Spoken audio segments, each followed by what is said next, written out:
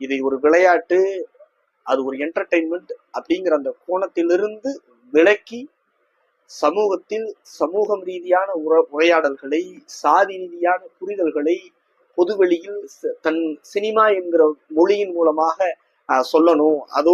அதனால் ஒரு விவாதத்தை, அதனால் ஒரு கலந்துரையாடலை ஏற்படுத்தணும்னு ஒரு பேராவல் கொண்ட இயக்குனர்கள் நீங்கள் கத்துக்கொள்ள வேண்டிய பல விஷயங்களை இந்த சினிமாவில் தமிழரசன் பச்சைமுத்து அவர்கள் வைத்திருக்கிறார். இது போல பல படங்கள் எடுக்கணும்னு தமிழரசன் பச்சைமுத்து அவர்களை நம்மளால வாழ்த்த முடியாது. ஏன்னா இது போல இன்னொரு படத்தை எடுத்து விட முடியாது. ஏன்னா பேசி இருக்கக்கூடிய விஷயம் ரொம்ப ஆழமானது, ரொம்ப சென்சிட்டிவானது.